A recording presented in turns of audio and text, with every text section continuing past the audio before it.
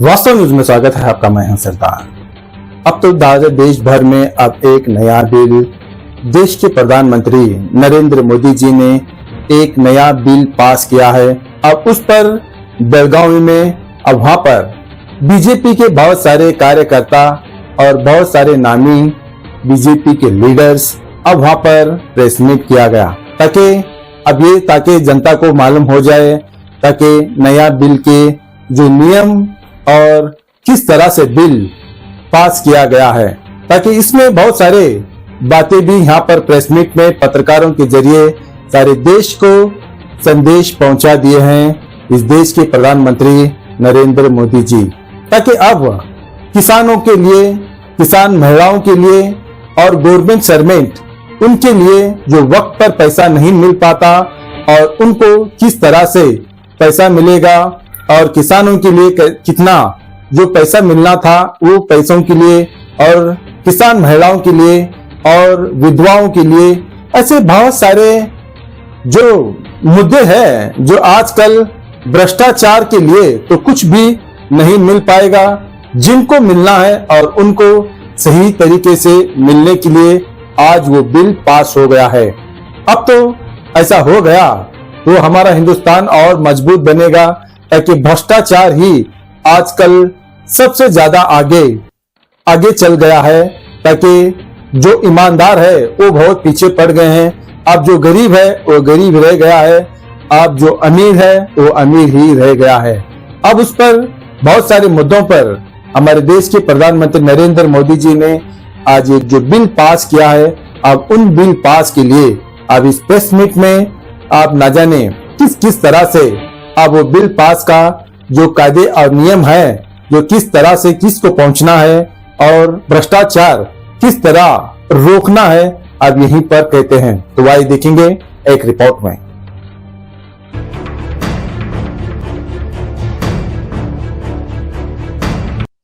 ಎಲ್ರಿಗೂ ನಮಸ್ಕಾರ। ವಿಶೇಷವಾಗಿ ಇವತ್ತು ನಮ್ಮ ಸ್ವತಂತ್ರ ಭಾರತದ ಇತಿಹಾಸವನ್ನ ನೋಡಿದಾಗ ನಮ್ಮ ಭಾರತ ದೇಶಕ್ಕೆ, ನಮ್ಮ ಭಾರತದ ಅಭಿವೃದ್ಧಿಗೆ, ನಮ್ಮ ಭಾರತ ಮಾತೆಯ ಗೌರವವನ್ನ ಎತ್ತಿ ಹಿಡಿಯೋದನ್ನ ನೋಡಿದಾಗ ಸ್ವತಂತ್ರ ಭಾರತದ ಇತಿಹಾಸದಲ್ಲಿ ಅಟಲ್ ಬಿಹಾರಿ ವಾಜಪೇಯಿ ಅವ್ರನ್ನ ಬಿಟ್ರೆ ಇಂದಿನ ನಮ್ಮೆಲ್ಲರ ನೆಚ್ಚಿನ ಪ್ರಧಾನಮಂತ್ರಿಗಳಾದಂತ ನರೇಂದ್ರ ಮೋದಿಜಿ ಅವರ ನೇತೃತ್ವದಲ್ಲಿ ನಮ್ಮ ದೇಶದ ಇತಿಹಾಸ ಇಡೀ ಜಗತ್ತಿಗೆ ಪರಿಚಯ ಮಾಡಿಕೊಡುವಂತ ರೀತಿಯಲ್ಲಿ ಅನೇಕ ಸುಧಾರಣೆಯ ಕಾರ್ಯಕ್ರಮಗಳು ಇವತ್ತು 2014ರಿಂದ ನಾವು ನೋಡ್ತಾ ಇದೀವಿ।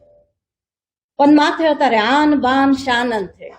ಯಾಕಂದ್ರೆ ಒಂದು ಭಾರತದ ಆನ್ ಬಾನ್ ಶಾನ್ ಅಂತಂದ್ರೆ ನಮ್ಮ ಭಾರತ ಸಮೃದ್ಧಭರಿತವಾದಂತ ಭಾರತ, ಆರ್ಥಿಕ ರೀತಿಯಲ್ಲಿ ಮುಂದೆ ಬಂದಂತ ಭಾರತ, ಅದೇ ರೀತಿಯಾಗಿ ಸಮೃದ್ಧಿಯಲ್ಲಿ, ಸುರಕ್ಷತೆಯಲ್ಲಿ ಮತ್ತು ದೇಶದ ಸುಭದ್ರತೆಯಲ್ಲಿ ಈ ಎಲ್ಲ ಯೋಜನೆಗಳನ್ನ ನೋಡಿದಾಗ ಇವತ್ತು ಯಾವುದೋ ಒಂದು ಕೆಳಮಟ್ಟದ ಆರ್ಥಿಕ ಪರಿಸ್ಥಿತಿಯಲ್ಲಿ ಇರ್ತಕ್ಕಂತ ನಮ್ಮ ಭಾರತ ದೇಶವನ್ನ ಇವತ್ತು ಪ್ರಧಾನಿಗಳ ನೇತೃತ್ವದಲ್ಲಿ ನಮ್ಮ ಕೇಂದ್ರ ಸರ್ಕಾರ ಇವತ್ತು ಆರ್ಥಿಕ ಪರಿಸ್ಥಿತಿಯಲ್ಲಿ ನಮ್ಮ ಭಾರತ ದೇಶವನ್ನ 4-3 ಸ್ಥಾನಕ್ಕೆ ಎತ್ತಿ ಹಿಡಿದಿರುವಂತಹ ಉದಾಹರಣೆಯನ್ನ ನಾವು ನೋಡ್ತಾ ಇದ್ದೀವಿ।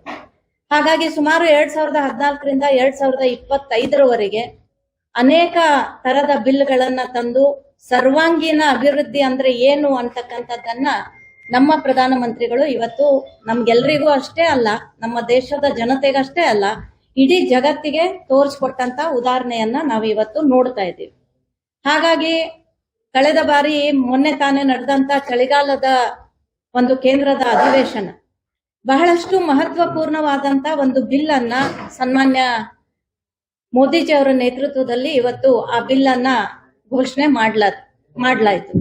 ಅದು ಏನು ಅಂತಂದಾಗ ಮೋದಿಜಿ ಅವರ ಈ ಸರ್ವಾಂಗೀಣ ಅಭಿವೃದ್ಧಿ ಟಾರ್ಗೆಟ್ ಇಟ್ಟಿರುವಂತದ್ದು 2047 ಆ ವರ್ಷಕ್ಕೆ ನಮ್ಮ ದೇಶ ಸ್ವತಂತ್ರ ಆಗಿ 100 ವರ್ಷದ ಇತಿಹಾಸ ಇರುವಂತ ಸಂದರ್ಭದಲ್ಲಿ ನಮ್ಮ ಭಾರತ ದೇಶದ ಬೆನ್ನೆಲುಬು ಅಂತಂದ್ರೆ ಗ್ರಾಮೀಣ ಭಾಗ ಮತ್ತು ರೈತರು।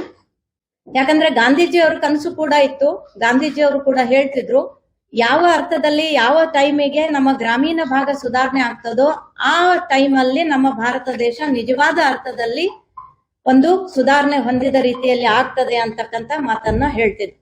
ಅದೇ ರೀತಿ ಸನ್ಮಾನ್ಯ ಮೋದಿಜಿ ಅವರು ಕೂಡ ಇವತ್ತು ಅನೇಕ ಬಿಲ್ಗಳ ಮುಖಾಂತರ ಇವತ್ತು ಒಂದು ಹೊಸ ಬಿಲ್ ಅನ್ನ, ಇದು ವಿಶೇಷವಾಗಿ ರೈತ ಕುಟುಂಬಕ್ಕೆ ಸಹಾಯವಾಗುವಂತ ರೀತಿಯಲ್ಲಿ, ರೈತರಿಗೆ ಸನ್ಮಾನ ದೊರೆಯುವಂತ ರೀತಿಯಲ್ಲಿ ಮತ್ತು ಗ್ರಾಮೀಣ ಭಾಗದ ಸರ್ವಾಂಗೀಣ ಅಭಿವೃದ್ಧಿಯ ರೀತಿಯಲ್ಲಿ ಇವತ್ತು ಬಿಲ್ ಅನ್ನ ತಂದ್ರು. ಅದಕ್ಕೆ VB-G ರಾಮ್ಜಿ ಅಂತಕ್ಕಂತ ಒಂದು ಹೆಸರಿನ ಅಡಿಯಲ್ಲಿ ಅದನ್ನ ಹೆಸರು ಬದಲಾವಣೆ ಮಾಡಿ ಒಂದು ಬಿಲ್ ಅನ್ನ ಮೊನ್ನೆ ನಾವು ತಂದಿರೋದು ನಾವು ನೋಡ್ತಾ ಇದೀವಿ. ಇದರ ಅರ್ಥ ಏನು ಅಂತಂದ್ರೆ ವಿಕಸಿತ ಭಾರತ ಗ್ಯಾರಂಟಿ ಫಾರ್ ರೋಜ್ಗಾರ್ ಮತ್ತು ಆಜೀವಿಕಾ ಮಿಷನ್ ಅಂತ ಹೇಳಿ ಇದರ ಒಂದು ಅರ್ಥವನ್ನ ಕಲ್ಪಿಸುವಂತ VB-G ರಾಮ್ಜಿ ಅಂತಕ್ಕಂತ ಒಂದು ಮಸೂದೆ ಮಂಡನೆ ಆಯ್ತು. ಇದನ್ನ ನೋಡಿದಾಗ ಈ ಬಿಲ್ ಅಲ್ಲಿ ವಿಶೇಷವಾಗಿ ಗ್ರಾಮೀಣ ಭಾಗವನ್ನ ಕಾನ್ಸಂಟ್ರೇಟ್ ಮಾಡಿ, ಮೊದಲು ಕೂಡ ನಾವು ನರೇಗಾ ಅಂತ ಹೇಳ್ತಿದ್ವಿ, ಉದ್ಯೋಗ ಖಾತ್ರಿ ಯೋಜನೆ ಅಂತ ಹೇಳ್ತಿದ್ವಿ, ಇದೆಲ್ಲಾನು ಕೂಡ 1960ರಿಂದ ಗ್ರಾಮೀಣ ಭಾಗದ ವಿಕಾಸಕ್ಕಾಗಿ ಇದ್ರೂ ಕೂಡ ಅಷ್ಟರ ಮಟ್ಟಿಗೆ ಇದು ಅಭಿವೃದ್ಧಿ ಆಗಿರ್ಲಿಲ್ಲ ಮತ್ತು ಎಫೆಕ್ಟಿವ್ ಆಗಿ ಇದು ಕಾರ್ಯ ಮಾಡಿರ್ಲಿಲ್ಲ.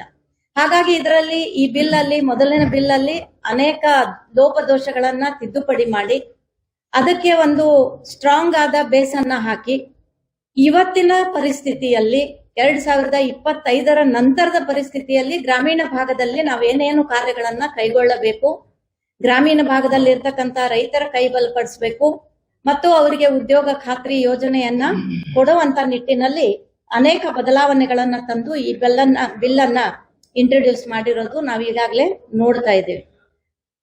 ಈ ಒಂದು ಬಿಲ್ ಅಲ್ಲಿ ನಮ್ಮ ಗ್ರಾಮೀಣ ಭಾಗದ ರೈತ ಕುಟುಂಬಗಳಿಗೆ ಸುಮಾರು ಮುಂಚೆ ಏನು ನಾವು ಉದ್ಯೋಗ ಖಾತ್ರಿಯಲ್ಲಿ 100 ದಿನಗಳ ಮಟ್ಟಿಗೆ ನಾವು ಉದ್ಯೋಗದ ಖಾತ್ರಿಯನ್ನ ಆ ಜನತೆಗೆ ಕೊಡ್ತಾ ಇದ್ವಿ. ಆದ್ರೆ ಇವತ್ತು ಅದು 100ರಿಂದ 125 ದಿನಗಳವರೆಗೆ ಆ ಒಂದು ಉದ್ಯೋಗ ಖಾತ್ರಿಯ ಒಂದು ನಿಯಮಾವಳಿಗಳಲ್ಲಿ ಚೇಂಜಸ್ ಅನ್ನ ಮಾಡಿದ್ದಾರೆ. ಸುಮಾರು 25 ದಿವಸ ಇದು ಹೆಚ್ಚಿಗೆ ಕೂಡ ನಾವು ಮಾಡ್ತಾ ಇದ್ದೀವಿ. ಮೊದಲೇ ಅವ್ರಿಗೆ ಏನ್ ಪೇಮೆಂಟ್ ಆಗ್ತಿತ್ತು ಅದಕ್ಕಿಂತ ಇವತ್ತು 370 ರೂಪಾಯಿಗಳ ಒಂದು ದಿನದ ಒಂದು ಅವರಿಗೆ ಪೇಮೆಂಟ್ ಅನ್ನು ಕೂಡ ಈ ಬಿಲ್ ಅಲ್ಲಿ ಈಗಾಗಲೇ ಮಾಡಿದ್ದಾರೆ. ಮುಂಚೆ ಉದ್ಯೋಗ ಖಾತ್ರಿ ಯೋಜನೆಯನ್ನ ನೋಡಿದಾಗ 15 ದಿನಕ್ಕೊಂದ್ಸತಿ ಪೇಮೆಂಟ್ ಮಾಡ್ತಿದ್ವಿ ಅಂತ ಸರ್ಕಾರ ಹೇಳ್ತಾ ಇದ್ರೂ ಕೂಡ ಸುಮಾರು 3 ತಿಂಗಳು 4 ತಿಂಗಳವರೆಗೆ ಪೇಮೆಂಟ್ ಆಗ್ತಾ ಇರ್ಲಿಲ್ಲ. ಆದ್ರೆ ಇವತ್ತು ವಾರಕ್ಕೆ 10 ದಿನಗಳ ಒಳಗಡೆ ಡೈರೆಕ್ಟ್ ಆಗಿ ಇದು ಲಾಭಾರ್ಥಿಯ ಅಕೌಂಟ್ಗೆ ಪೇಮೆಂಟ್ ಹೋಗೋ ರೀತಿನಲ್ಲಿ ಬಹಳಷ್ಟು ಪಾರದರ್ಶಕತೆಯನ್ನ ಇಟ್ಕೊಂಡು ಇದರಲ್ಲಿ GPS ಇರ್ಬೋದು, ಅದೇ ರೀತಿ ಒಂದು ಡ್ಯಾಶ್ ಬೋರ್ಡ್ ವ್ಯವಸ್ಥೆ ಇರ್ಬೋದು ಮತ್ತು ಟ್ರ್ಯಾಕಿಂಗ್ GPS ಟ್ರ್ಯಾಕಿಂಗ್ ವ್ಯವಸ್ಥೆ ಮತ್ತು AI ಟೆಕ್ನಾಲಜಿಯನ್ನ ಯೂಸ್ ಮಾಡಿದ್ದಾರೆ.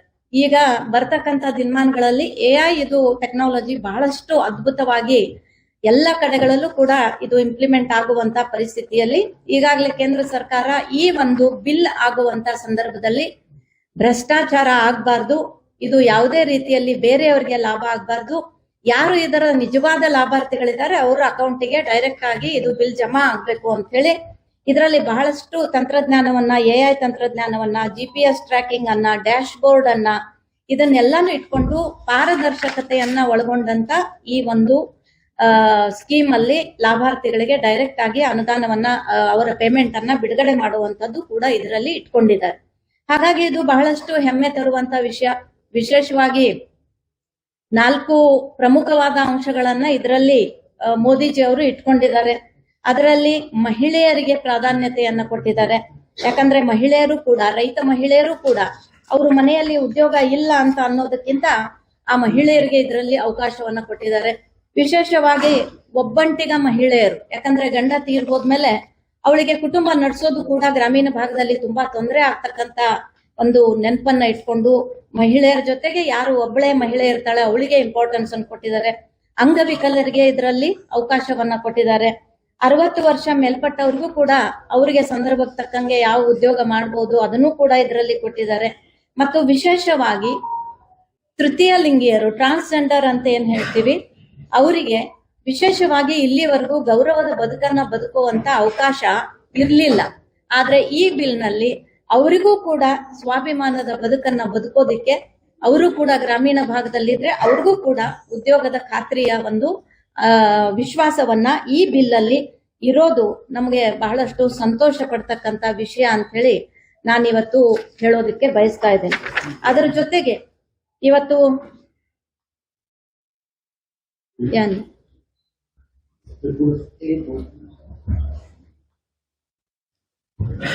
ಇದನ್ನ ನೋಡಿದಾಗ ಬಹಳಷ್ಟು ಒಳ್ಳೆ ರೀತಿಯಿಂದ 2014ರಲ್ಲಿ ಅಂದ್ರೆ 14ಕ್ಕಿಂತ ಮುಂಚೆ ಇದಕ್ಕೆ ಬಿಡುಗಡೆ ಆಗ್ತಕ್ಕಂತ ದುಡ್ಡು ಎಷ್ಟಿತ್ತು ಅಂತಂದ್ರೆ 8.53 ಲಕ್ಷ ಕೋಟಿ ಮಾತ್ರ ಈ ಗ್ರಾಮೀಣ ಬಿಲ್ ಆಗುವಂತ ಸಂದರ್ಭದಲ್ಲಿ ಭ್ರಷ್ಟಾಚಾರ ಆಗ್ಬಾರ್ದು, ಇದು ಯಾವುದೇ ರೀತಿಯಲ್ಲಿ ಬೇರೆಯವರಿಗೆ ಲಾಭ ಆಗ್ಬಾರ್ದು, ಯಾರು ಇದರ ನಿಜವಾದ ಲಾಭಾರ್ಥಿಗಳಿದ್ದಾರೆ ಅವರ ಅಕೌಂಟಿಗೆ ಡೈರೆಕ್ಟ್ ಆಗಿ ಇದು ಬಿಲ್ ಜಮಾ ಆಗ್ಬೇಕು ಅಂತ ಹೇಳಿ ಇದರಲ್ಲಿ ಬಹಳಷ್ಟು ತಂತ್ರಜ್ಞಾನವನ್ನ, AI ತಂತ್ರಜ್ಞಾನವನ್ನ, GPS ಟ್ರ್ಯಾಕಿಂಗ್ ಅನ್ನ, ಡ್ಯಾಶ್ ಬೋರ್ಡ್ ಅನ್ನ ಇದನ್ನೆಲ್ಲಾನು ಇಟ್ಕೊಂಡು ಪಾರದರ್ಶಕತೆಯನ್ನ ಒಳಗೊಂಡಂತ ಈ ಒಂದು ಸ್ಕೀಮ್ ಅಲ್ಲಿ ಲಾಭಾರ್ಥಿಗಳಿಗೆ ಡೈರೆಕ್ಟ್ ಆಗಿ ಅನುದಾನವನ್ನ ಅವರ ಪೇಮೆಂಟ್ ಅನ್ನ ಬಿಡುಗಡೆ ಮಾಡುವಂತದ್ದು ಕೂಡ ಇದರಲ್ಲಿ ಇಟ್ಕೊಂಡಿದ್ದಾರೆ.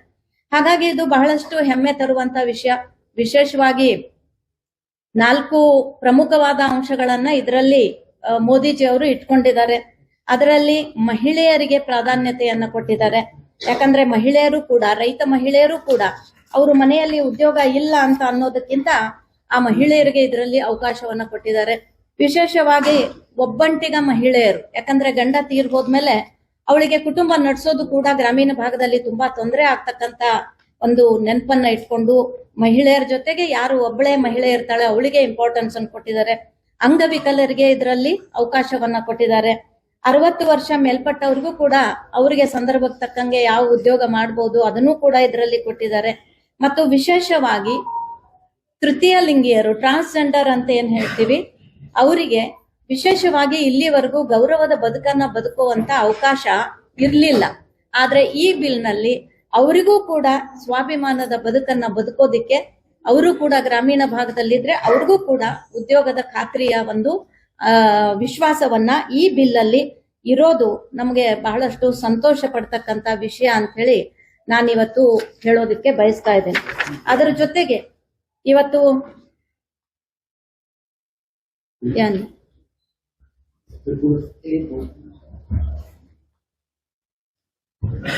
ಇದನ್ನ ನೋಡಿದಾಗ ಬಹಳಷ್ಟು ಒಳ್ಳೆ ರೀತಿಯಿಂದ 2014ರಲ್ಲಿ ಅಂದ್ರೆ 14ಕ್ಕಿಂತ ಮುಂಚೆ ಇದಕ್ಕೆ ಬಿಡುಗಡೆ ಆಗ್ತಕ್ಕಂತ ದುಡ್ಡು ಎಷ್ಟಿತ್ತು ಅಂತಂದ್ರೆ 8.53 ಲಕ್ಷ ಕೋಟಿ ಮಾತ್ರ ಈ ಗ್ರಾಮೀಣ ವಿಕಾಸಕ್ಕಾಗಿ, ಉದ್ಯೋಗ ಖಾತ್ರಿಗಾಗಿ ಬಿಡುಗಡೆ ಆಗ್ತಿತ್ತು.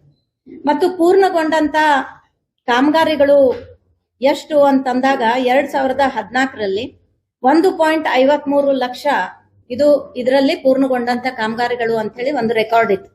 ಆದ್ರೆ ಈಗ ಮೋದಿಜಿ ಅವರು ಬಂದ ಮೇಲೆ 8.62 ಲಕ್ಷಕ್ಕೆ ಇವತ್ತು ಅದು ಹೆಚ್ಚಿಗೆ ಆಗಿದೆ. ಮತ್ತು ಒಳ್ಳೆ ರೀತಿಯಿಂದ ಈಗಾಗಲೇ ಆ ಕಾರ್ಯಗಳು ನಮ್ಮ ಗ್ರಾಮೀಣ ಭಾಗದಲ್ಲಿ ನಡೀತಾ ಇದ್ದಾವೆ. ಇದರಲ್ಲಿ ಮಹಿಳೆಯರು ಭಾಗವಹಿಸ್ತಿದ್ರು, ಮುಂಚೆನೂ ಕೂಡ ರೈತ ಮಹಿಳೆಯರು ಭಾಗವಹಿಸ್ತಿದ್ರು. ಆದ್ರೆ 2014ರ ಹಿಂದೆ ನೋಡಿದಾಗ 48% ಮಹಿಳೆಯರ ಭಾಗವಹಿಸುವಿಕೆ ಇದ್ರೆ ಮೋದಿಜಿ ಅವರು ಬಂದ್ಮೇಲೆ ಅದು 57%ಕ್ಕೆ ಜಾಸ್ತಿ ಆಗಿದೆ ಅಂತಕ್ಕಂತ ಒಂದು ಮಾತನ್ನು ಕೂಡ ನಾನು ಇಲ್ಲಿ ಹೇಳೋದಿಕ್ಕೆ ಬಯಸ್ತಾ ಇದ್ದೀನಿ. ಅದೇ ರೀತಿ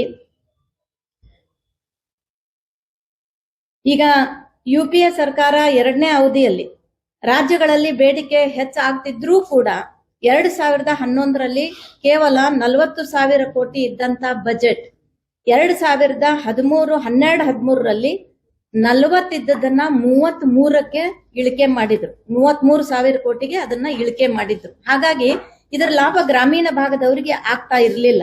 ಆದ್ರೆ ಅದೇ ರೀತಿಯಾಗಿ ನಿಮಗೊಂದು ಇದು ಮಾತು ಹೇಳ್ಬೇಕು ಅಂತಂದ್ರೆ, ಇವತ್ತು ಮೋದಿಜಿ ಅವರು ಇಷ್ಟು ಟ್ರಾನ್ಸ್ಪರೆಂಟ್ ಆಗಿ ಈ ಬಿಲ್ ಅನ್ನ ತಂದಿರೋದ್ರಿಂದ ಇಲ್ಲಿ 2013ರಲ್ಲಿ ಒಂದು CGA ರಿಪೋರ್ಟ್ ಆಗಿದೆ. ನಮ್ಮ ದೇಶದಲ್ಲಿ ಒಂದು CGA ರಿಪೋರ್ಟ್ ಆದಾಗ ಇದರಲ್ಲಿ ವ್ಯಾಪಕವಾದಂತಹ ಭ್ರಷ್ಟಾಚಾರ ನಡೀತಿದೆ ಅಂತಕ್ಕಂತ ಒಂದು ವರದಿ ಕೂಡ CGA ಅನ್ನೋರು ಮಾಡಿದ್ರು. ಆದ್ರೆ 4.33 ಲಕ್ಷಕ್ಕೂ ಹೆಚ್ಚು ನಕಲಿ ಜಾಬ್ ಕಾರ್ಡ್ಗಳು ಇದರಲ್ಲಿ ಇತ್ತು ಅಂತಕ್ಕಂತ ಒಂದು ರಿಪೋರ್ಟ್ ಕೂಡ ಇವತ್ತು ನಮ್ಮಲ್ಲಿ ಆಗಿದೆ. ಅದೇ ರಿಪೋರ್ಟ್ ಅಲ್ಲಿ ವೇಳೆಗೆ ಸರಿಯಾದ ರೀತಿಯಲ್ಲಿ ಅವ್ರಿಗೆ ಬಿಲ್ ಪೇಮೆಂಟ್ ಆಗ್ತಾ ಇರ್ಲಿಲ್ಲ ಅಂತಕ್ಕಂತ ರಿಪೋರ್ಟ್ ಕೂಡ ಇದೆ. ಹಾಗಾಗಿ ಇವತ್ತು ಈ ಬಿಲ್ ತರೋಕ್ಕಿಂತ ಮುಂಚೆನೂ ಕೂಡ ನಾವು ಈ ಉದ್ಯೋಗ ಖಾತ್ರಿಯನ್ನ ಎಲ್ಲ ಕಡೆಗೆ ನೋಡಿದಾಗ ಇದರಲ್ಲಿ ಕಾಂಟ್ರಾಕ್ಟರ್ ಹಾವಳಿ ಜಾಸ್ತಿ ಇತ್ತು. ಯಾಕಂದ್ರೆ ಅವರೇ ಲೇಬರ್ ಕಾರ್ಡ್ಗಳನ್ನ ಮಾಡ್ಬೇಕಾದ್ರೆ ನಿಜವಾದ ಬೆನಿಫಿಷರಿಗೆ ಲೇಬರ್ ಕಾರ್ಡ್ ಮಾಡದೇನೆ ಅವ್ರ ಹೆಸರು ಮೇಲೆ ಅವರು ಹೆಬ್ಬಟ್ಟನ್ನ ಹೊತ್ಕೊಂಡು ಅನೇಕ ಬೇರೆ ಕಡೆಯಿಂದ ತಂದು ಅವ್ರ ಕಾಂಟ್ರಾಕ್ಟರೇ ಇದನ್ನ ನಿಭಾಯಿಸ್ತಕ್ಕಂತ ಒಂದು ವಾತಾವರಣ ಇತ್ತು. ಆದ್ರೆ ಈ ಬಿಲ್ ಬಂದ ಮೇಲೆ ಬಹಳಷ್ಟು ಒಳ್ಳೆ ರೀತಿಯಿಂದ ಇವತ್ತು ನಿಜವಾದ ಬೆನಿಫಿಷರಿಗೆನೆ ಈ ಒಂದು ಯೋಜನೆ ತಲುಪುವಂತ ನಿಟ್ಟಿನಲ್ಲಿ ಒಂದು ಒಳ್ಳೆ ರೀತಿಯ ಒಂದು ಈ ಬಿಲ್ ಅನ್ನ ಸನ್ಮಾನ್ಯ ಪ್ರಧಾನ ಮಂತ್ರಿಗಳು ಇದು ತಂದಿದ್ದಾರೆ ಅನ್ನೋದ್ರಲ್ಲಿ ಯಾವುದೇ ರೀತಿಯ ಸಂಶಯ ಇಲ್ಲ ಅಂತಕ್ಕಂಥದ್ದನ್ನ ನಾನು ಹೇಳ್ತಾ ಇದ್ದೀನಿ. ಅದೇ ರೀತಿಯಲ್ಲಿ ಪಾರದರ್ಶಕತೆ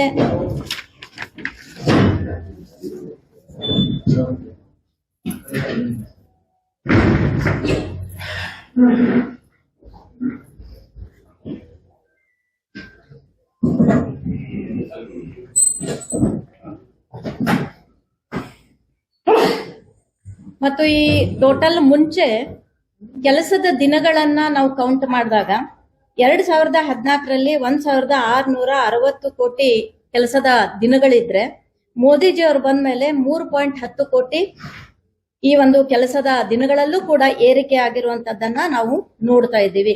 ಹಾಗಾಗಿ ವಾರಕ್ಕೊಮ್ಮೆ ಪೇಮೆಂಟ್ ಆಗುವಂತದ್ದು, ಇದರಲ್ಲಿ ಪಾರದರ್ಶಕತೆ ಇರುವಂತದ್ದು, ಮಹಿಳೆಯರಿಗೆ, ಅಂಗವಿಕಲರಿಗೆ ಮತ್ತು ಟ್ರಾನ್ಸ್ಜೆಂಡರ್ಗಳಿಗೂ ಕೂಡ ಇದರಲ್ಲಿ ಉದ್ಯೋಗದ ಅವಕಾಶ ಇರುವಂತದ್ದು ಮತ್ತು ವಿಶೇಷವಾಗಿ ಇದು 370 ಈ ಒಂದು ಅನುದಾನವನ್ನು ಕೂಡ ಹೆಚ್ಚಿಗೆ ಮಾಡಿರುವಂತದ್ದು. ಅದರ ಜೊತೆಗೆ ಕೆಲಸದ ದಿನಗಳನ್ನು ಕೂಡ 100ರಿಂದ 125ಕ್ಕೆ ಮಾಡಿರುವಂತದ್ದು. ಇದನ್ನೆಲ್ಲಾನು ಕೂಡ ನೋಡಿದಾಗ ಇದು ಒಂದು ಒಳ್ಳೆ ರೀತಿಯ ಬಿಲ್ ಅನ್ನ ನಮ್ಮ ದೇಶಕ್ಕೆ ಇದನ್ನ ಮಂಡನೆ ಮಾಡಿದ್ದಾರೆ. 10 ದಿನಗಳ ಒಳಗಾಗಿ ಅವರ ಪೇಮೆಂಟ್ ಅವ್ರ ಖಾತೆಗೆ ಡೈರೆಕ್ಟ್ ಆಗಿ ಮುಟ್ಸುವಂತ ಒಂದು ಮಹತ್ತರವಾದಂತ ಕಾರ್ಯ ಈ ಮೋದಿಜಿ ಸರ್ಕಾರದಲ್ಲೂ ಕೂಡ ಆಗಿದೆ. ಅದೇ ರೀತಿಯಲ್ಲಿ ಇದು ಕರ್ನಾಟಕ ಸರ್ಕಾರವನ್ನ ನೋಡಿದಾಗ, ಕಾಂಗ್ರೆಸ್ ಸರ್ಕಾರ ನೋಡಿದಾಗ ಇದರ ವಿರುದ್ಧವಾಗಿ ಅವರು ಮಾತಾಡ್ತಾ ಇದ್ದಾರೆ. ಆದ್ರೆ ಇದು ಬಹಳಷ್ಟು ಪಾರದರ್ಶಕತೆಯನ್ನ ಒಳಗೊಂಡು ಇಡೀ ನಮ್ಮ ಗ್ರಾಮೀಣ ಭಾಗ ಮತ್ತು ನಮ್ಮ ರೈತ ಕುಟುಂಬ 2047ರೊಳಗೆ ಸಕ್ಷಮ ಆಗ್ಬೇಕು ಅನ್ನುವಂತ ರೀತಿಯಲ್ಲಿ ಮಾಡಿದ್ದಾರೆ. ಇದರಲ್ಲಿ ವಿಶೇಷವಾಗಿ ನೀರಿಗೆ ಒತ್ತನ್ನ ಕೊಟ್ಟಿದ್ದಾರೆ. ಯಾಕಂದ್ರೆ ರೈತರಿಗೆ ಬೇಕಾಗಿರೋದು ನೀರು. ಇನ್ನೂ ಕೂಡ ಅನೇಕ ಕಡೆಗಳಲ್ಲಿ ನೀರಾವರಿ ಯೋಜನೆ ಆಗದೇ ಇರೋದ್ರಿಂದ ಈ ಒಂದು ಸ್ಕೀಮ್ ಅಲ್ಲಿ ಪ್ರತಿಯೊಬ್ಬ ರೈತರು ನೀರಾವರಿ ಯೋಜನೆಗಳನ್ನ ಮಾಡ್ಕೋಬೇಕು. ನೀರಿದ್ರೆ ಕೃಷಿಗೆ ಒಂದು ಒಳ್ಳೆ ರೀತಿಯ ಸಹಾಯ ಆಗುತ್ತೆ. ಮಹಿಳೆಯರಿಗೆ ಇದರಲ್ಲಿ, ಯುವಕರಿಗೆ ಇದರಲ್ಲಿ ಇಂಪಾರ್ಟೆನ್ಸ್ ಕೊಟ್ಟಿದ್ದಾರೆ.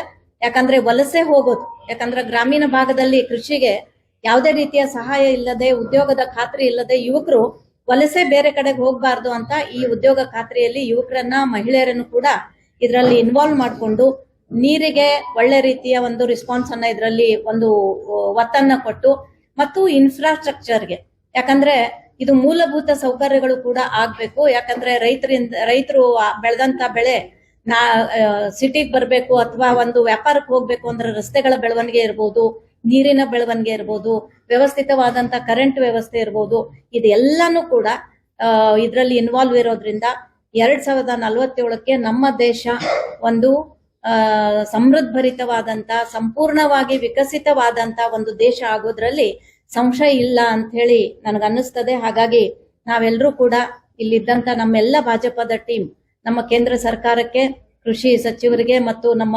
ಪ್ರಧಾನಿಗಳಿಗೆ ನಾವು ತುಂಬು ಹೃದಯದ ಅಭಿನಂದನೆಗಳನ್ನ, ಧನ್ಯವಾದಗಳನ್ನ ಸಲ್ಲಿಸ್ತಾ ಇದ್ದೀನಿ ಅಂತ ಹೇಳೋದಕ್ಕೆ ಬಯಸ್ತಾ ಇದ್ದೀನಿ.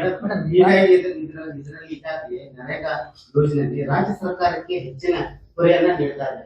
ಈಗಾಗಲೇ ಅನ್ಲಿಮಿಟೆಡ್ ದುಡ್ಡ ಈಗಾಗಲೇ ನರೇಗಾ ಹೋಗ್ತಾ ಇತ್ತು. ಇದೆಲ್ಲೋ ನೀವು ಇದನ್ನ ತಡೆಗಟ್ಟಿದ್ದೀರಿ. ಏನು ಯೋಜನೆಗಳಿತ್ತು ಇದನ್ನ ಅನುಷ್ಠಾನಕ್ಕೆ ಹೆಚ್ಚಿನ ಅನುದಾನಗಳನ್ನ, ಲೆಕ್ಕಿಲ್ಲದ ಅನುದಾನಗಳನ್ನ ಮತ್ತು ಅಭಿವೃದ್ಧಿ ಕಾಮಗಾರಿಗಳನ್ನ ಈ ವಿಷಯದಿಂದ ತಗೊಳ್ಳಾಗ್ತದೆ. ಈಗ ಎಲ್ಲೋ ನೀವು ಇದನ್ನ ತಡೆ ಹಚ್ಚಿದ್ದೀರಿ ಅನ್ನುವಂತ ಒಂದು ಆರೋಪ ಆಗ್ತಾ ಇದೆ. ಈಗ ನೀವೇನ್ ಹೇಳಿದ್ರಿ, ಇದು ಬಹಳ ಒಳ್ಳೆ ಸ್ಕೀಮ್. ಯಾಕಂದ್ರೆ ಗ್ರಾಮೀಣ ಭಾಗ ಡೆವಲಪ್ ಆಗ್ಬೇಕು, ಅಭಿವೃದ್ಧಿ ಆಗ್ಬೇಕು. ಗ್ರಾಮೀಣ ಭಾಗದಲ್ಲಿ ಇರ್ತಕ್ಕಂತ ರೈತ ಕುಟುಂಬದ ಕೈಗೆ ಒಂದು ಕೆಲಸ ಸಿಗ್ಬೇಕು, ಅವರಿಗೆ ಒಂದು ಭದ್ರತೆ ಸಿಗ್ಬೇಕು ಅಂತ ಹೇಳಿ ಇತ್ತು. ಬಟ್ ನಾನ್ ನಿಮಗ್ ಹೇಳ್ದೆ, ಈಗ ನಾನು ಪ್ರೆಸ್ ಮೀಟ್ ಮಾಡ್ಬೇಕಾದ್ರೆ ಹೇಳ್ದೆ, ಒಂದ್ ಮಾತು ನೀವು ಗಮನಿಸಿದ್ರು ಇಲ್ಲೋ ಗೊತ್ತಿಲ್ಲ, ಇದರಲ್ಲಿ ದೊಡ್ಡ ಪ್ರಕಾರದ ಭ್ರಷ್ಟಾಚಾರ ನಡೀತಿತ್ತು ಅಂತಕ್ಕಂತ ಮಾತನ್ನ.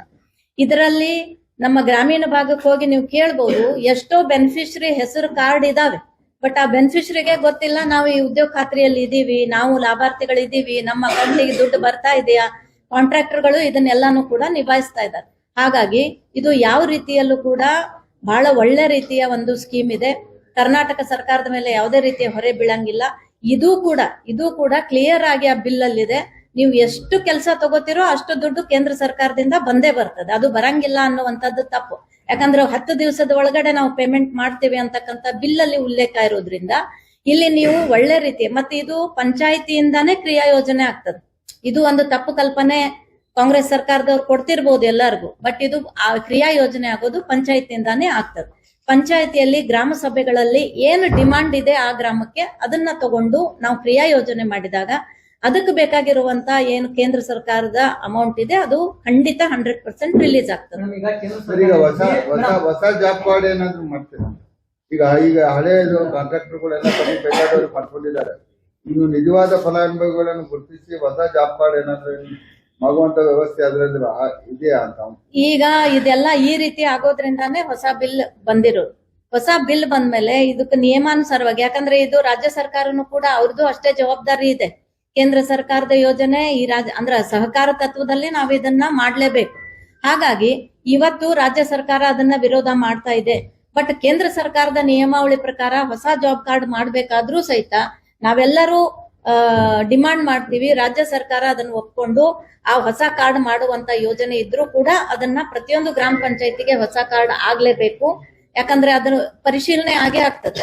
ಆ ಪರಿಶೀಲನೆಯಲ್ಲಿ ಎಲ್ಲಾನು ಕೂಡ ಗೊತ್ತಾಗ್ತದೆ. ಹಾಗಾಗಿ ಹೊಸ ಕಾರ್ಡ್ಗಳು ಕೂಡ ಈಗ ಮಾಡುವಂತ ಪ್ರೊಸೀಜರ್ ಒಳ್ಳೆ ಬೆಳವಣಿಗೆ. ತಾವು ಬಿಜೆಪಿ ನಾಯಕರು ರಾಜ್ಯಾದ್ಯಂತ ಏನ್ ತಿದ್ದುಪಡಿಯಾಗಿದೆ ನರೇಗಾ ವಿಚಾರ ಸಂಬಂಧಪಟ್ಟಂತೆ ಕೇಂದ್ರ ಸರ್ಕಾರವನ್ನ ಸಮರ್ಥನೆ ಮಾಡ್ಕೊತಾ ಇದ್ದೀವಿ. ಓಕೆ, ಆದ್ರೆ ಕೇಂದ್ರ ಸರ್ಕಾರದಿಂದ ಇದುವರೆಗೆ ಏನಂತಂದ್ರೆ ರಾಜ್ಯದಲ್ಲಿ ಕೂಲಿ ಕಾರ್ಮಿಕರು ಏನು ಕೆಲಸ ಮಾಡಿದ್ದಾರೆ 1200 ಕೋಟಿ ರೂಪಾಯಿ ಹಣ ಬಿಡುಗಡೆ ಆಗ್ಬೇಕಾಗಿದೆ. ಆ ವಿಚಾರಕ್ಕೆ ಸಂಬಂಧಪಟ್ಟಂತೆ ಏನಾದ್ರು ಕೇಂದ್ರ ಸರ್ಕಾರ ಒತ್ತಾಯ ಮಾಡ್ತೀರಾ ಬೇಗ ಬಿಡುಗಡೆಗೊಳಿಸಲಿಕ್ಕೆ ಅಂತ? ಈಗ ಒಂದು ಇವತ್ತು ನಾವು ಅಂದ್ರೆ ಇನ್ನು ಮುಂದೆ ಬರ್ತಕ್ಕಂತ ದಿನಮಾನಗಳಲ್ಲಿ ಇಡೀ ದೇಶದಲ್ಲಿ ಎಲ್ಲಾ ಕ್ಷೇತ್ರಗಳಲ್ಲೂ ಕೂಡ ಪಾರದರ್ಶಕತೆ ಬರೋದು ಖಂಡಿತ. ಈಗಾಗಲೇ ಕೇಂದ್ರ ಸರ್ಕಾರದಿಂದ ಏನು ಅಮೌಂಟ್ ಬಂದಿಲ್ಲ ಅನ್ನುವಂತದ್ದಿದೆ. ಅದು ನಾವೆಲ್ಲರೂ ಕೂಡ ನಮ್ಮ ಹಿರಿಯರು, ನಮ್ಮ ಮುಖಂಡರು, ನಮ್ಮ ರಾಜ್ಯದ ಮುಖಂಡರು ಎಲ್ಲರೂ ಕೂಡ ನಾವು ಅದನ್ನ ಒಂದ್ಸತಿ ಚರ್ಚೆ ಮಾಡ್ತೀವಿ. ಅದು ಏನಾದ್ರೂ ಬರ್ಬೇಕಿತ್ತು ಅಂತಂದ್ರೆ ಅದನ್ನ ತರಿಸ್ಕೊಡುವಂತ ವ್ಯವಸ್ಥೆ ಕೂಡ ಅಥವಾ ಅದಕ್ಕೆ ನಾವು ಸಪೋರ್ಟಿವ್ ಆಗಿ ನಿಲ್ತೀವಿ. ಆದ್ರೆ ಇವತ್ತು ಈ ತಂದಂತ ಬಿಲ್ ಅನ್ನ ಏನ್ ಇಂದಿನ ಸರ್ಕಾರ ಕಾಂಗ್ರೆಸ್ ಸರ್ಕಾರ ಇದನ್ನ ವಿರೋಧ ಮಾಡ್ತಾ ಇದೆ. ನನಗೆ ಕಳಕಳಿ ವಿನಂತಿ, ನಿಮ್ಮೆಲ್ಲರ ಮುಖಾಂತರ ಇದು ಕರೆಕ್ಟ್ ಆಗಿ ಜನರಿಗೆ ತಲುಪುವಂತ ಒಂದು ಅಂದ್ರೆ ನೀವು ನಿಮ್ಮಿಂದ ಇದು ತಳಮಟ್ಟದ ಜನರವರೆಗೂ ಕೂಡ ಈ ವಿಷಯ ಹೋಗ್ತದೆ. ಹಾಗಾಗಿ ಅದನ್ನ ನೀವು ಬಹಳಷ್ಟು ಒಳ್ಳೆ ರೀತಿಯಿಂದ ಮುಟ್ಟಿಸುವಂತ ಕಾರ್ಯ ಮಾಡ್ತಾ ಇದ್ದೀರಿ.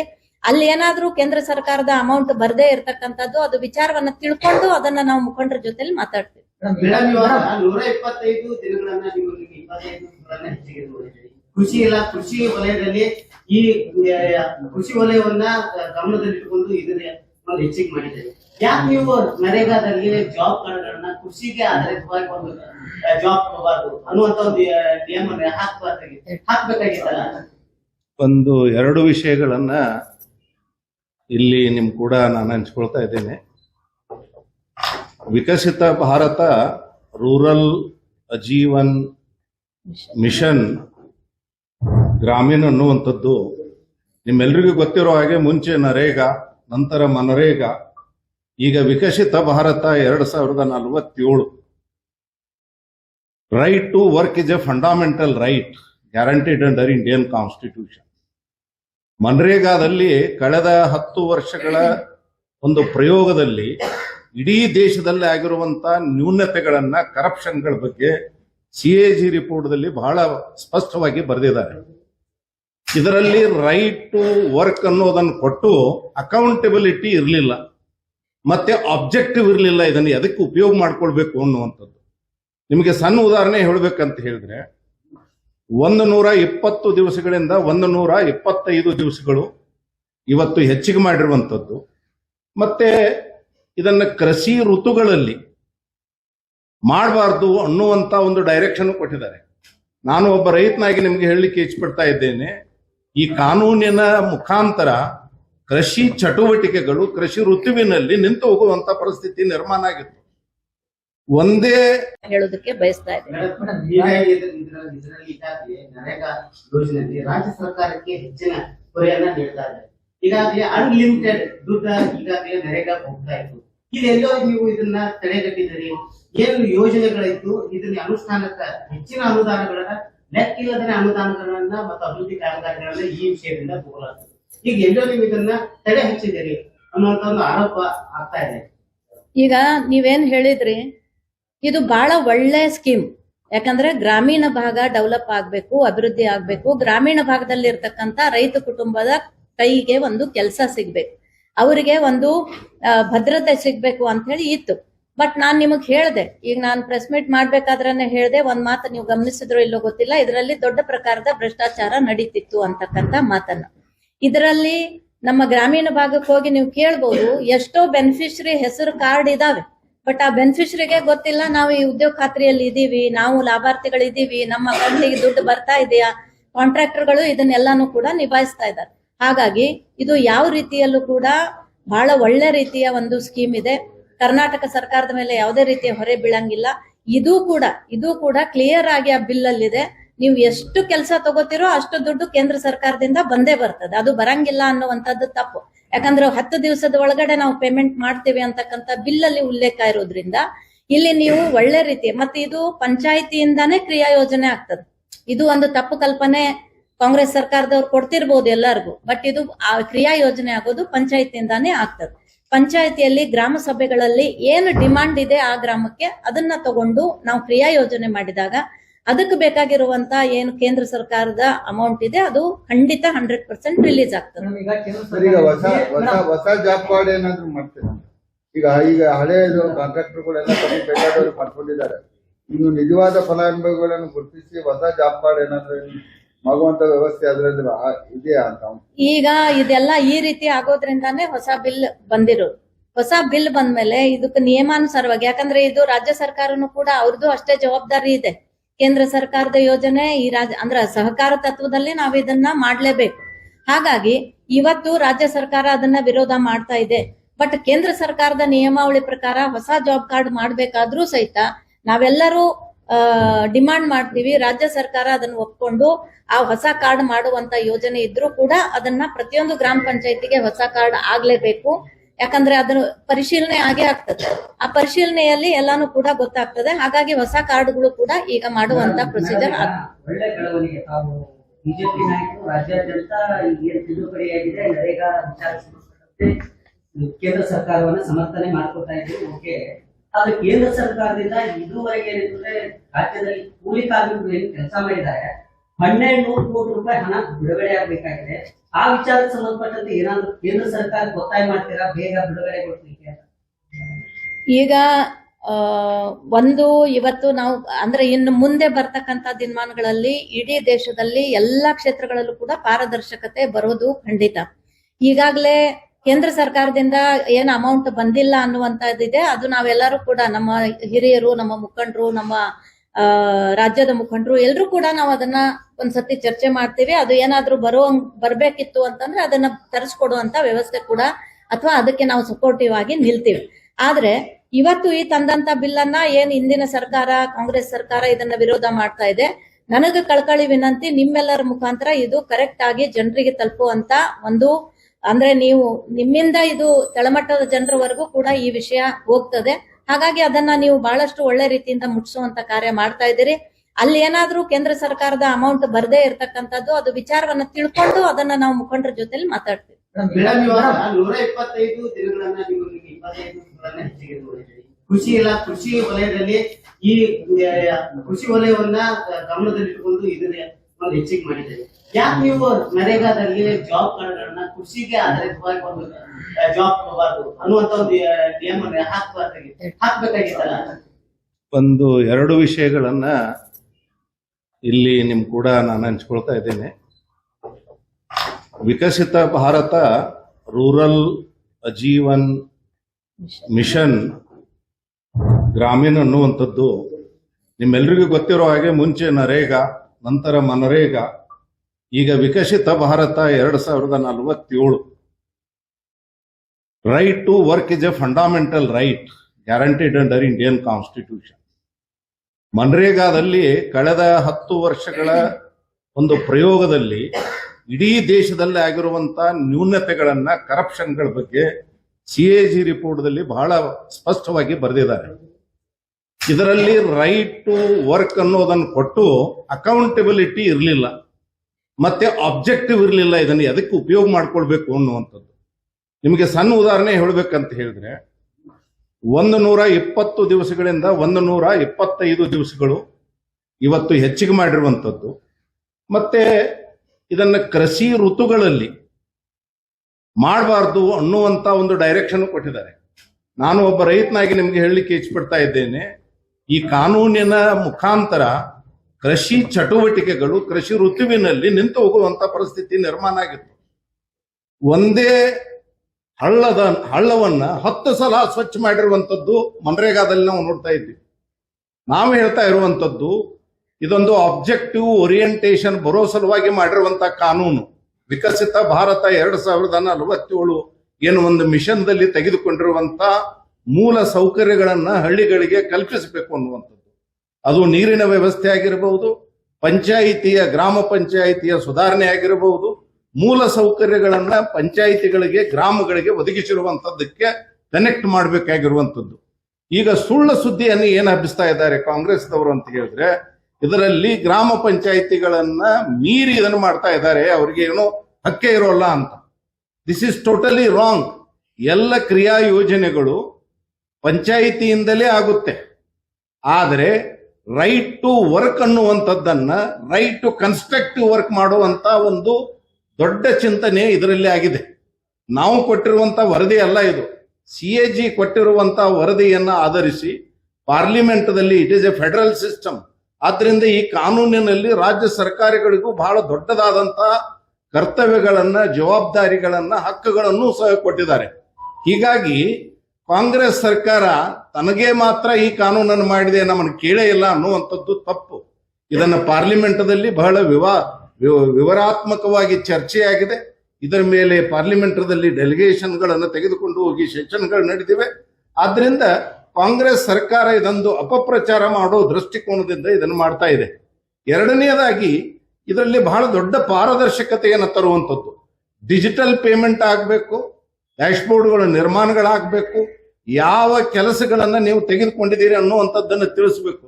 ನಿಮಗೆ ಹೇಳಲಿಕ್ಕೆ ಇಚ್ಛಪಡ್ತಾ ಇದ್ದೇನೆ ಎಷ್ಟು ದೊಡ್ಡ ಪ್ರಮಾಣದಲ್ಲಿ ದುರುಪಯೋಗ ಆಗ್ತಾ ಇದೆ ಅಂತ ಹೇಳಿದ್ರೆ, ಒಂದು ದಿವಸದ ಕೂಲಿಗೆ 10 ರೂಪಾಯಿ ಕೆಲಸ ಆಗ್ತಾ ಇಲ್ಲ, 10 ರೂಪಾಯಿ ಕೆಲಸ ಆಗ್ತಾ ಇಲ್ಲ. ಹಡ್ಡಿರೋದನ್ನ 10 ಸಲ ಹಡ್ಡಿಸ್ತಾ ಇರುವಂತದ್ದಾಗ್ತಾ ಇದೆ. ಅಲ್ಲಿ ಆಬ್ಜೆಕ್ಟಿವ್ ಇಲ್ಲ, ಉದ್ದೇಶ ಇಲ್ಲ. ಇದರಿಂದ ಏನಾಗ್ತಾ ಇದೆ, ಒಬ್ಬ ಸಣ್ಣ ಹಿಡುವಳಿದಾರ, ಒಬ್ಬ ಸಣ್ಣ ಕೃಷಿ ಅನ್ನು ಹೊಂದಿರುವಂತ ಒಬ್ಬ ರೈತನಿಗೆ ಅದನ್ನೇ ನೀವು ಡೈವರ್ಟ್ ಮಾಡಿದ್ರೆ ಅವನ ಹೊಲಕ್ಕೆ ಕೊಡಿ ಅಂತ ಹೇಳ್ತಾ ಇರುವಂತದ್ದು ಇದರಲ್ಲಿದೆ. ಈಗ ಸಪೋಸ್ ತಿಳ್ಕೊಳ್ಳಿ, ನಿಮ್ಮದೇ 1 ಎಕರೆ ಹೊಲ ಇದೆ, ನಿಮಗೆ ಕೂಲಿಕಾರರು ಸಿಗ್ತಾ ಇಲ್ಲ. ಈ ಒಂದು ಮನ್ರೇಗಾ VB ರಾಮ್ಜಿ ಅಂತ ನಾವು ಏನು ಹೇಳ್ತಾ ಇದ್ದೀವಿ, ಇದರ ಅಡಿಯಲ್ಲಿ ಸಣ್ಣ ಹಿಡುವಳಿದಾರರಿಗೆ ಅದನ್ನು ಒದಗಿಸಬೇಕು ಅನ್ನುವಂತ ಕ್ರಿಯಾ ಯೋಜನೆಯಲ್ಲಿ ತರಬಹುದು. ಹೀಗಾಗಿ it is A very constructive positive thinking act made by the parliament of India. ಹಾಗಿದ್ರೆ ನಿಮಗೇನಾದರೂ ಕಾನೂನಿನಲ್ಲಿ ನ್ಯೂನತೆಗಳು ಕಂಡು ಬಂದ್ರೆ ಸುಪ್ರೀಂ ಕೋರ್ಟ್ ಇದೆ, ಚಾಲೆಂಜ್ ಮಾಡಿ. ಅದನ್ನು ಬಿಟ್ಟು ಹೊಸದನ್ನ ಒಪ್ಪಿಕೊಂಡು ಆಗಿರುವಂತ ನ್ಯೂನತೆಗಳನ್ನು ತಿದ್ದಿ ಕರಪ್ಷನ್ಗಳನ್ನು ಓವರ್ಕಮ್ ಮಾಡಿ ದೇಶಕ್ಕೆ ಒಳ್ಳೆಯದಾಗಬೇಕು, ರೈತರಿಗೆ ಒಳ್ಳೆಯದಾಗಬೇಕು, ಕೂಲಿ ಕಾರ್ಮಿಕರಿಗೆ ಒಳ್ಳೆಯ ಒಂದು ಕೆಲಸ ಸಿಗಬೇಕು. ಆ ಮಾಡಿರುವ ಕೆಲಸದಿಂದ ಗ್ರಾಮ ಅಭಿವೃದ್ಧಿ ಆಗಬೇಕು, ಮೂಲ ಸೌಕರ್ಯಗಳು ಅಭಿವೃದ್ಧಿ ಆಗಬೇಕು ಅನ್ನೋ ದೃಷ್ಟಿಕೋನದಿಂದ ತಂದಿರುವಂತ ಕಾನೂನಿದು. ಆದ್ರಿಂದ ಈ ಕಾನೂನನ್ನ if you have got any objection you challenge it in the Supreme Court. Mahatma Gandhi ರಾಷ್ಟ್ರಪಿತ ಅವ್ರ ಹೆಸರಾಗಿ ಚೇಂಜ್ ಮಾಡಿದ್ರಿ. ಒಂದೇ ನಿಮಿಷ, ರಾಮನ ಹೆಸರಾಗಿ ತಂದ್ರೆ ಮಹಾತ್ಮ ಗಾಂಧಿ ದೂರ ಹಾಕಿದ್ರಿ. ಇದರಲ್ಲಿ ರಾಮನ ಹೆಸರೇ ಇಲ್ಲ, ಇದು ಕಲ್ಪಿತ. ಇದು see I am telling you, Viksit Bharat rural Ajeevika mission it is Rama, it is a short form. ಆದ್ರಿಂದ ಒಂದೇ ನಿಮಿಷ ಕೇಳಿ ಸರ್, ಒಂದೇ ನಿಮಿಷ, ನಿಮ್ ಪ್ರಶ್ನೆ ಮುಗಿದಿದೆ. ಒಂದೇ ನಿಮಿಷ. ನೂರಾರು ಸಾವಿರಾರು ಹೆಸರುಗಳನ್ನು ಇಟ್ಕೊಂಡು ರಾಜೀವ್ ಗಾಂಧಿ, ಜವಾಹರ್ಲಾಲ್ ನೆಹರು ಅವರ ಹೆಸರುಗಳಲ್ಲಿ ತಂದಿರುವಂತ ಸ್ಕೀಮ್ಗಳೇ ಹೆಚ್ಚಾಗಿವೆ. ನಾವು ಯಾವುದೇ ಸ್ಕೀಮ್ ಅನ್ನ ಅಥವಾ ಯಾರಿಗೆ ಅವಹೇಳನ ಮಾಡುವಂತದ್ದಲ್ಲ ಇದು. ಅದರಿಂದ ಈ ರಾಮ್ಜಿ ಅನ್ನುವಂಥದ್ದು short form it is not the name given Rama ಅಂತ ನಾವು ಅದಕ್ಕೆ ಹೆಸರು ಕೊಟ್ಟಿಲ್ಲ. ವಿಕಸಿತ ಭಾರತ 2047 ಏನ್ ಸ್ಕೀಮ್ ಇದೆ, ಸಮೃದ್ಧ ದೇಶವಾಗಬೇಕು, 2047ಕ್ಕೆ ವಿಶ್ವ ಮಾನ್ಯ ದೇಶವಾಗಬೇಕು, ಅಭಿವೃದ್ಧಿ ಪದವಾದಂತ ಚಿಂತನೆಗಳಾಗಬೇಕು ಅನ್ನೋ ಒಂದು ಏನು ಮಿಷನ್ ಇದೆ, ಅದಕ್ಕೆ ಈ ರೂರಲ್ ಡೆವಲಪ್ಮೆಂಟ್ ಸ್ಕೀಮ್ ಅನ್ನು ಕನೆಕ್ಟ್ ಮಾಡ್ತಾ ಇದ್ದಾರೆ. ಇದನ್ನ ಅಧ್ಯಯನ ಮಾಡ್ಬೇಕು ಇವರು. ಅಧ್ಯಯನ ಮಾಡಿ ಇವ್ರಿಗೆ ಏನಾದ್ರು ಇದ್ರೆ ಕೋರ್ಟ್ ನಲ್ಲಿ ಚಾಲೆಂಜ್ ಮಾಡ್ಲಿ. ಅದನ್ನ ಬಿಟ್ಟು ಸುಳ್ಳು ಪ್ರಚಾರ ಮಾಡಿ ಪಂಚಾಯತಿಗಳಿಗೆ ಸಂಬಂಧನೇ ಇಲ್ಲ, ಇವರು ಎಲ್ಲಾ ಕೂಲಿಯನ್ನು ಕಿತ್ಕೊಳ್ತಾರೆ ಅಂತ ಹೇಳಿದ್ರೆ ಅದಕ್ಕೇನು ಅರ್ಥ ಇದೆ? we will give you in writing with all projections what the new act is. ಈಗ ಒಂದು ನಿಮಿಷ ಈಗ ನೀವು ಕೇಳಿದ್ರು ಒಂದೇ ನಿಮಿಷ ಅಲ್ಲ ಒಂದ್ ನಿಮಿಷ ಇದಕ್ಕೆ ಉತ್ತರ ಕೊಡ್ತೇನೆ, ಆಮೇಲೆ ನೀವು ಮಾಡ್ರಿ. ಈಗ ಹೇಳಿದ್ರು ನೀವು ಹೆಸರು ಚೇಂಜ್ ಮಾಡಿದ್ರಿ ಅಂತ ಹೇಳಿ. ಜವಾಹರ್ಲಾಲ್ ರೋಜ್ಗಾರ್ ಯೋಜನೆ ಇದ್ದದ್ದು ಅವ್ರ ಕಾಲದೊಳಗನ, ಅವ್ರ ಜವಾಹರ್ಲಾಲ್ ನೆಹರು ಅವ್ರ ಹೆಸರು ಮ್ಯಾಗ, ಅವ್ರ ಕಾಲದಾಗನ ಇದನ್ನು ರಾಷ್ಟ್ರೀಯ ಗ್ರಾಮೀಣ ಉದ್ಯೋಗ ಖಾತ್ರಿ ಯೋಜನೆ ಮಹಾತ್ಮ ಗಾಂಧಿ ಅಂತೇಳಿ ಹೆಸರು ಕೊಟ್ರು. ಅದನ್ನ ಬದಲಾಯಿಸಿದವ್ರು ಅವ್ರ. ಯಾವಾಗ ಏನೇನ್ ಬದಲಾಯಿಸ್ಬೇಕು ಅದು ಬದಲಾಯಿಸುವಂತ ಕಾರ್ಯಗಳನ್ನ ಆಯಾ ಸರ್ಕಾರಗಳು ಮಾಡ್ಯಾವ. ಇನ್ನೂ ಆದ್ರೆ ನಾನ್ ನಿಮಗ್ ಹೇಳಕ್ ಬಯಸ್ತೇನೆ, ರಾಜ್ಯ ಸರ್ಕಾರದಲ್ಲಿ 25 ಯೋಜನೆಗಳು ರಾಜೀವ್ ಗಾಂಧಿ ಹೆಸರು ಮೇಲೆ ಅದಾವ. ಅದೇ ರೀತಿ ಇಂದಿರಾ ಗಾಂಧಿ ಹೆಸರು ಮೇಲೆ ಅದಾವ. ರಾಜ್ಯ ಸರ್ಕಾರದಲ್ಲಿ 27 ಯೋಜನೆ ಇಂದಿರಾ ಗಾಂಧಿ ಅವ್ರ ಹೆಸರು ಮೇಲೆ ಅದಾವ. ಅದನ್ನೇನ್ ನಾವು ಬದಲಾಸಕ್ ಹೊಂಟಿಲ್ಲಲ್ಲ. ಮತ್ತೆ ಯಾವುದೂ ಆಗ್ಲಿ, ಅಟಲ್ ಬಿಹಾರಿ ವಾಜಪೇಯಿ ಅವರು ಗ್ರಾಮೀಣ ಪ್ರಧಾನ ಮಂತ್ರಿ ಗ್ರಾಮೀಣ ಸಡಕ್ ಯೋಜನೆ ಯಾರ ಹೆಸರಿಟ್ಟಾಗ ಬದಲಾವಣೆ ಮಾಡಿ, ಯಾರ ರಾಷ್ಟ್ರಪಿತನ ಹೆಸರನ್ನ ಬದಲಾವಣೆ ಮಾಡಿ ಆ ವಿಚಾರ ಸಂಬಂಧಪಟ್ಟಂತೆ ಈಗ ವಿವಾದ ಇದ್ದಿರೋದು. ನೀವು ರಾಜೀವ್ ಗಾಂಧಿ, ಸೋನಿಯಾ ಗಾಂಧಿ ಯಾರ ವಿಚಾರನೂ ಅವ್ರು ಹೆಸರು ಬದಲಾವಣೆ ಮಾಡಿದ್ರೆ ಯಾರು ಕೇಳ್ತಾರೆ? ಮಹಾತ್ಮ ಗಾಂಧೀಜಿ ಅವರ ಆಶಯ ನೆರವೇರ್ಲಿ ಅಂತ ಹೇಳೇನ ಇದನ್ನ ಪ್ರಧಾನ ಮಂತ್ರಿಗಳು ಕೈಗೆತ್ಕೊಂಡಾರ. ಯಾಕಂದ್ರೆ 2047ರಾಗ ಮಹಾತ್ಮ ಗಾಂಧೀಜಿ ಅವ್ರ ಕನಸು ಅವತ್ತು ನೆನಸಾಗುವಂತ ರೀತಿ ಒಳಗನ ಇದನ್ನೆಲ್ಲಾನು ಕೂಡ ಚೇಂಜಸ್ ಮಾಡಿದಾರ. ಹಂಗಾಗಿ ಹೆಸರು ಬದಲಾಯಿಸೋದು ಅದು ಅಂತ ಅನ್ನೋದಕ್ಕಿಂತ ಇದ್ರೊಳಗೆ ಏನ್ ಐತೆ ತತ್ವ ಅದನ್ನ ತಿಳ್ಕೊಳ್ಳೋದು ಬಹಳ ಮುಖ್ಯ ಅದ. ಅದನ್ನ ಯಾವ್ದೋ ಒಂದು ಕಾರಣ ಇಟ್ಕೊಂಡು ಕಾಂಗ್ರೆಸ್ ಸರ್ಕಾರ ಇದ್ರ ವಿರುದ್ಧ ಹೋಗ್ಬಾರ್ದು. ಇದನ್ನ ಅವರು ಕೂಡ ಇಂಪ್ಲಿಮೆಂಟ್ ಮಾಡಿದ್ರ ಈವನ್ ನಮ್ ಕರ್ನಾಟಕ ಕೂಡ ನಂಬರ್ 1 ಆಗ್ತದ ಅಂತಕ್ಕಂತ ಒಂದು ಮೆಸೇಜ್ ಅನ್ನ ನಾವು ಕೊಡೋದಕ್ಕೆ ಬಯಸ್ತಾ ಇದ್ದೀವಿ. ನನಗೆ ಇನ್ನೊಂದು ಬೆಳಗಾವಿ ವಿಚಾರ, ಈಗೆಲ್ಲ ಈ ವಿಚಾರ ಆಯ್ತು. ನಿನ್ನೆ ಚೇಂಬರ್ ಆಫ್ ಕಾಮರ್ಸ್ ಅವರು ಒಂದು ಪತ್ರಿಕೆ ಕೊಟ್ಟಿದ್ದಾರೆ. ಎಲ್ಲಾ ಯೋಜನೆಗಳು, ವಿಮಾನ ಸೇವೆ ಏನಿದೆ, ಬಹಳಷ್ಟು ಹಾರಾಟಗಳು ಹುಬ್ಬಳ್ಳಿ ಬೇರೆ ಬೇರೆ ಕಡೆ ಶಿಫ್ಟ್ ಆಗ್ತಾ ಇದಾವೆ. ಬೆಳಗಾವಿ ವಿಮಾನ ನಿಲ್ದಾಣಕ್ಕೆ ಸಿಗಬೇಕಾದಂತ ಸೇವೆ ಏನಿದೆ ಸಿಗ್ತಾ ಇಲ್ಲ. ಹೀಗಾಗಿ ಅಭಿವೃದ್ಧಿ ಕುಂಠಿತಾಗಿದೆ, ಬಿಸ್ನೆಸ್ ಗಳ ಮೇಲೆ ಹೊರತ ಆಗ್ತಾ ಇದೆ ಅಂತದ್ದು. ಈಗ ನೀವು ಕೇಂದ್ರದಲ್ಲಿ ನಿಮ್ಮದೇ ಸರ್ಕಾರ ಇದೆ, ಬಹಳಷ್ಟು ವಿಮಾನ ಸೇವೆಗಳು ಹುಬ್ಬಳ್ಳಿಗೆ ಶಿಫ್ಟ್ ಆಗಿದಾವ. ಅದನ್ನ ಮತ್ತೆ ಮರಳಿ ಬೆಳಗಾವಿಗೆ ತರುವಂತ ಪ್ರಯತ್ನವನ್ನು ಬಿಜೆಪಿ ನಾಯಕರಾದ ಬೆಳಗಾವಿ ಜಿಲ್ಲೆ ಸಾಮೂಹಿಕ ಹೋರಾಟವನ್ನು ಮಾಡ್ತೀವಿ. ನಮ್ಮ ಲೋಕಸಭಾ ಸದಸ್ಯರು ಈಗಾಗಲೇ ಅದರ ಬಗ್ಗೆ ಮಾತನಾಡಿದ್ದಾರೆ. ಅವಿರತ ಹೋರಾಟದ ಮುಖಾಂತರ ಮತ್ತೆ ಬೆಳಗಾವಿಯಿಂದ ಎಲ್ಲ ವಿಮಾನಗಳು ಹಾರಾಟ ಆಗೋ ರೀತಿಯಲ್ಲಿ ನಿಮ್ಮ ಮುಖಾಂತರ ಹೋರಾಟ ಮಾಡೋಣ. ಅದಕ್ಕೆ ನಿಮ್ಮ ಸಹಕಾರ ಬಹಳ ಬೇಕು. ಅದನ್ನ ನೀವು ಜೋರಾಗಿ ಬರಿಬೇಕು. ನಾವು ಮಾಡ್ತೇವೆ ಸರ್, ಎಲ್ಲಾ ಕಂಪನಿಗಳ ವಿರುದ್ಧ. ಹೌದು, ಎಲ್ಲ ಏವಿಯೇಷನ್ ಯಾರ್ಯಾರು ಮಾಲಕರಿದ್ದಾರೆ ಅವ್ರ ವಿರುದ್ಧ ಮಾಡ್ತೀವಿ.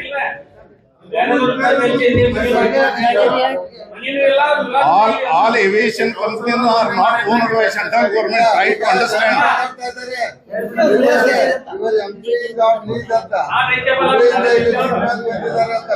ಅದು ತಪ್ಪು. ನಮ್ಮ ಎಂಪಿಗಳು ಹೋರಾಟ ಮಾಡ್ತಾ ಇದ್ದಾರೆ, ನಾವು ಹೋರಾಟ ಮಾಡ್ತೀವಿ. ಅದಕ್ಕೆ ನಿಮ್ಮ ಸಹಾಯ ಸಹಕಾರ ಬೇಕು.